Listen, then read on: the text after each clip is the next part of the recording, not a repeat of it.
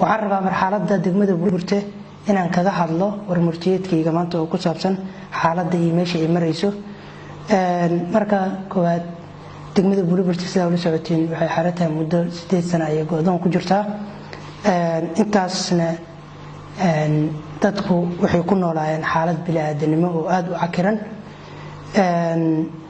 markii la soo magacaabay 2 November xilka la wareegay 15 bishii saddexaad ilaa hadda waxaan ka shaqeynaynay sidii wadooyinkaas iyo maamulka horumarkiisa iyo isu socodka loo heli lahaa waxa hadda ugu dambeysay shirarkii ugu dambeeyay beledweynaha kaga qayb galay aan ku wajahnay xaaladda degmada Buurburte oo kaga qayb galnay baahida ugu weyn ee degmada Buurburte caan ah oo muddo intaas oo qarniye jirtay inay maanta go'doon ku jirto waxaan isku afgaranay in maamulka gobolka iyo maamul goboleedka Hirshabeelle ilaamaha amniga in sida ugu haboon ugu istiraatiijisan loo dardargeliyo isku furka wadooyinka ayadoo intaasina annagana nolol soo xilsaaray inaan soo raadino research ku sameeyno qaabka ugu fudud muddo 3 bilood gudahooda haddana shirkan loo balaasay 3 bilood bishii saddexaad doorleed insha Allah taala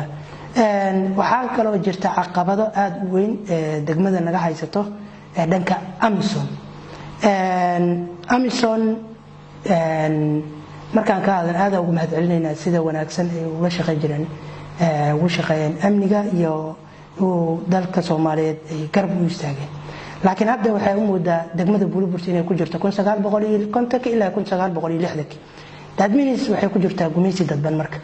maxaa yeelay aniga oo gudoomiyay degmada Buurburte ah waxaan awood u yeelo waayay iska daay wax walba diyaaradda aniga raacaya dhaqaale laga qaaday maantana waxa la siiyaa rag Amazon oo mishaar ka qaata ayaa airportka mishaar ka qaata bal iska badaa ina mishaar ama shaqaale ama facility kale aan wax ku bixiyo ayadoo caqabadaha joogto oo taliyihii inta joogay aan si hoose iyo si koraba aan la hadalnay oo ka fardiistay oo diiday inuu awaamiirta maamulka degmada u hoggaansamo wuxuu dhibaatada ugu badan ugu hayaa ka mid tahay inuu bulshada nagu haysto maamulkeedii inuu dhaqaalihii maamulka airportka ka soo xaroonay asiga uu maamulo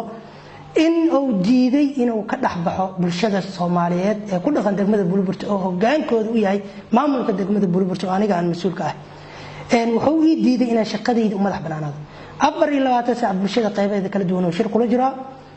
xafiisyada uu sameystay maamulkii asiga ku guda jiro wuxuu diidaa horumarkii degmada Buurburte wuxuu ka shaqeyn laana inaan Buurburte aan u istaagno ay lugooda u istaagto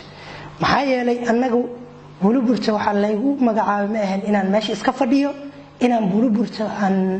aan xil aan hayo 10 sano wax macna ma soo kordhinaysa haddaan isbedel oo dhab ah oo bulshada ku diirsata aan keen wuxuu gacan u sameystay maamul asigooni ah wuxuu sameystay odayaal gooni ah wuxuu sameystay bulsho asigooni ah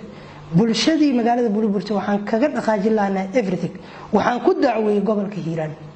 mas'uuliyiinta gobolka Hiiraan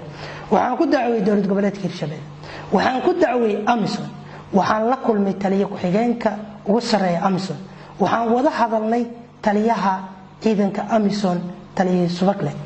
intaba waxaan wada tusnay cadeymo iyo dokumentiyo oo aan hadda gacanta ku hayo laakiin markii loo baahdo dokumentigaas media aan soo dhaxligi doono hadda waa leeyahay aan wada tusno loo wada wadaagay waxaan ku wada ballanay 3 qodob oo aad muhiim ah oo aan ka cabanayn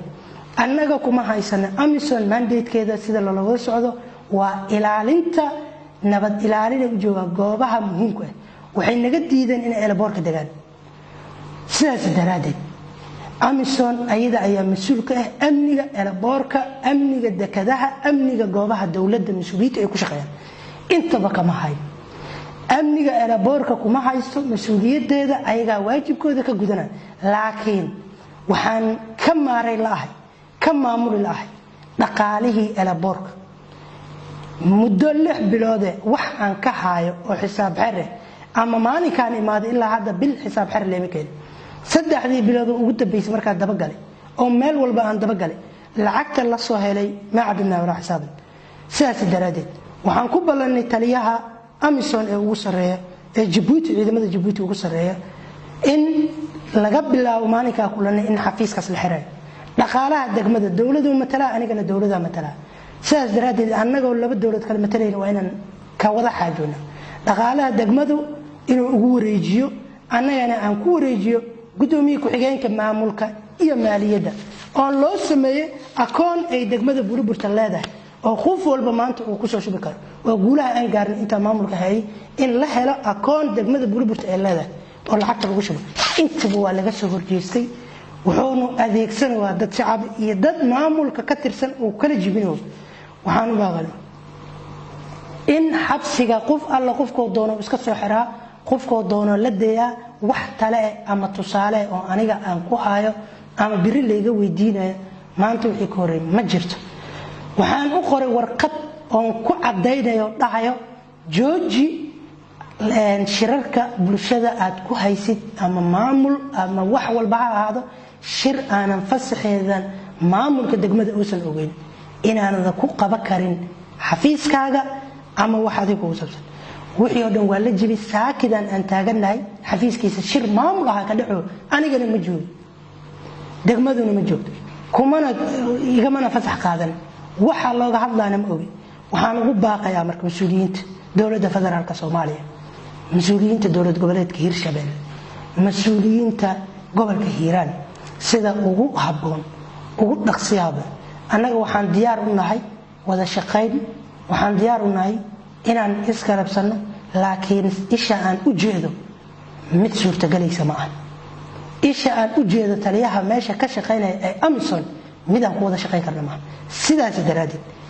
dalku wuxuu leeyahay maxkamad wuxuu leeyahay xeer ilaalin aniga inuu canshuur iga joojiyo ama aniga inuu i amro xaq uma laha taliya Amazon aniga waxa wax iga jooji kara mas'uuliyiinta iga sareysa waxa shaqo joojin igu sameey kara maamulka gobolka Hiiraan wasiirka arrimaha gudaha ee dawlad goboleedka Hirshabelle asigoo tixraacayo gudoomiyaha gobolka warqada soo qor waxa xaq u leh inuu iga joojiyo shaqo hanti dhowrka hanti dhowrada iyo maxkamadaha sidaas daraadeed ayadoo inta sala gaarin ayaa haddeertan lagu soo haday ma doonayo inaan 10 sano kursi ku fadhiyo ma doonayo 3 sano 4 sano inaan kursi ku fadhiyo ee waxaan doonayaa 1 sano ama 6 bilood ahaba Allah ka dhigay oo wax qabad leh dalkayna iyo dadkayna wuxuu marayaa maanta hooyadii dhashay in loola ordo maalinka axadda haday galab axadaad ay foolato ay dhibaato gaarto xanuun daran oo qalliin ay gaarto in loola ordo isbitaal ku yaala xamar in la sugo maalinta khamiista sidaas daraadeed marka kuma juri karo waxaan ahayn dhalinyaro wax soo bartay aqoonteed u leh maamulka diyaar u ah administrationkiisa sax laakiin kama yeelayno cidna kama aqbalay cidna kama yeelay in aan u hogaansamo in aan jujuub ku jiro intaan dawladda waxaan u cadeynaa mas'uuliyadeeda waxa qaadi doona laga bilaabo 48 saac kadib hadaanan wafdi jamhuuriyadda federaalka Soomaaliya ka socdo iyo dawlad goboleedka Hirshabelle iyo Amazon arintaani wax looga qaban waayo ee Buliburta xorriyadeeda iyo dib u noolaashadeeda laga shaqay waayo wax alla wixii ka imaan Amazon qabiilay ka shaqaysaa bulshada iska hor keenta taliyaha meesha jooga ana Amazon oo dhan midey taliyaha meesha jooga wuxuu ka shaqeeyaa inuu dadka isku diro sidaas daraadeed hadaanan laga soo jawaab wax alla wixii ka yimaad mas'uuliyad Amazon qaadana wuxuu ka shaqeynayaa in maamulka kala jabo ay warmurtiyeed iga soo daba saaraan warmurtiyeed inay soo saaraan odayaal dad lagu sheegto oo maanta aniga hajawaad ii soo qoraa oo bulshada kamid ah inay warmurtiyeed soo saaraan sidaas daraadeed waxaan ka codsanaynaa mar walba baan ku celinayna in laga arintaasi meel xasaasi maraysa bulshada degmada Buliburta waxay ku jirtaa 1950 iyo 1960 marxalad ay maraysa waxba kuugu ma aamini karnay taagata haddaana waxba lagu aamini karin dawlad goboleedka Hirshabelle nama soo magacaabo leen wassalaamu calaykum waraxmatullaah